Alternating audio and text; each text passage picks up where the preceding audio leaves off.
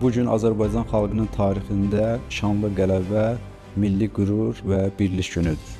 Müzəffər Ali Baş Komandanımızın, cənab prezidentimiz İlham Əliyevin rəhbərliyi altında Azərbaycanın şanlı ordusu 30 ilə yaxın işğalda olan torpaqlarımızı düşməndən azad etdi. Ərazi bütövlüyümüz və suverenliyimiz tam bərpa olundu.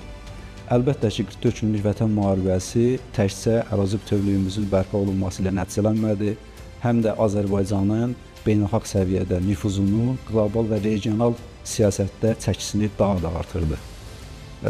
Qazandığımız bu tarixi qələbə, zəfər günü 100 illərlə yaşayacaq, yaşadılacaq və qəhrəmanlıq, vətənpərvərlik nümunəsi olaraq gələcək nəsillərə ötürüləcəkdir.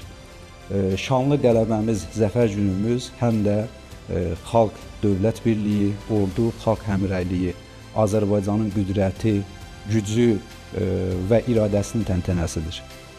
Bu münasibətlə mən torpaqlarımızın azadlığı uğrunda canlarını fəda etmiş şəhidlərimizin əziz xatirəsini dərin ehtiramla yad edir. Qazilərimizə sağlam can arzu edirəm. Azərbaycanımız daim qüdrətli olsun, bayrağımız əbədi olaraq dalğalansın. Zəfər günümüz mübarək olsun.